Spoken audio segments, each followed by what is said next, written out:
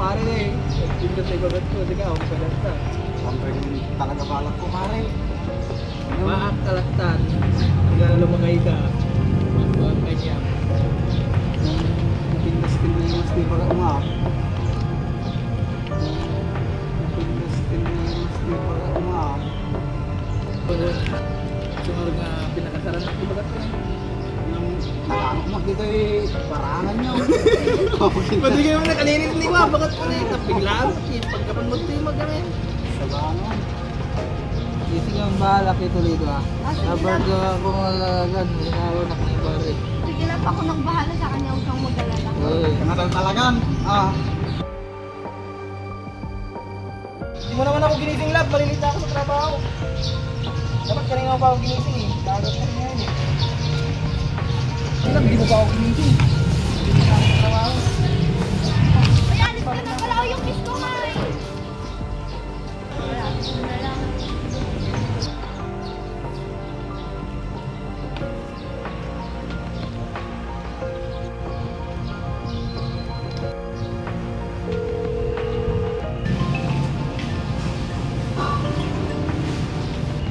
Oh, hello. Oh, hello pare. Oh, kumusta ka na? Ayos lang naman ako pare. Nasaan ka? Dito naman tayo. Wala, nakatambay lang naman ako dito. Ah, hindi ka busy? Wala kasi yung mister ko ngayon. Naiinis ako sa kanya. Ang cold niya na sa akin. Hindi niya na ba ako kinikiss? Kailangan ko kasi ng kaibigan ngayon. Kailangan ko ng comfort. Pwede ka ngayon? O sige, punta ka dito sa bahay. Antayin kita dito. Oh, sige. Punta na ako dyan. Ah, sige. Ingat ka.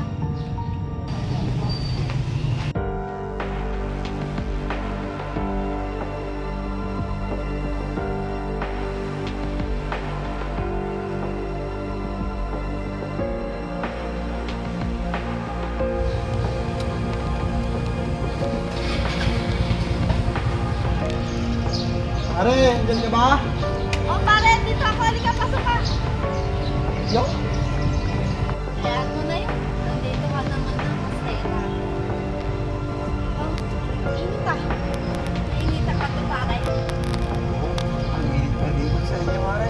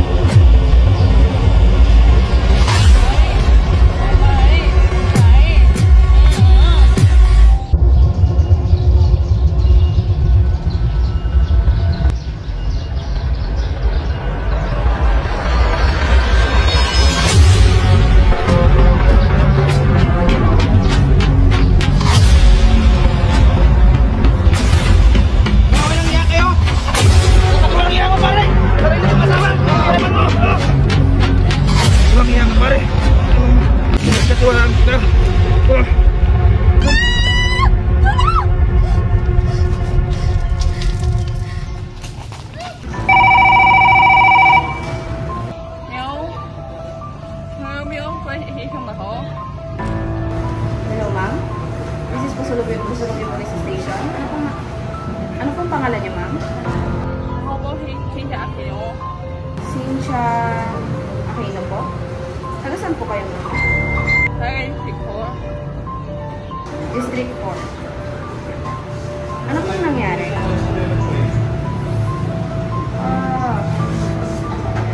Sige, ano pong eksaktong lugar, ma'am? Middle of my Drinking Estate, Pusulubyo. Probation District 4.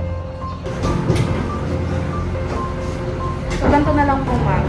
Magpapadala po kami agad ng responde. Sige po, sige po.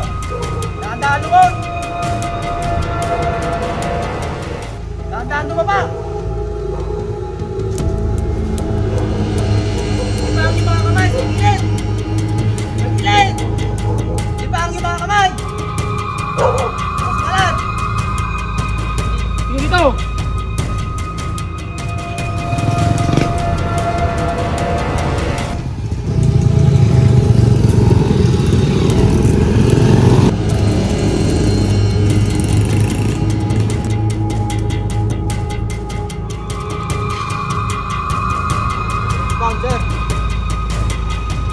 Diba? Ito.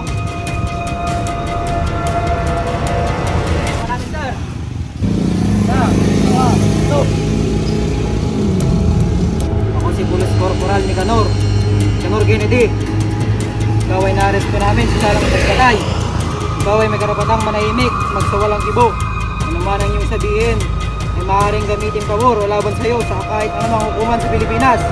Ikaw rin ay may karapatang kumuha ng tagapagtanggol na iyong pinili. At kung wala kang kakayahan, ipagkakaloob sa iyo ito ng ating pamahalaan. Naunawaan mo ba ang iyong mga karapatan?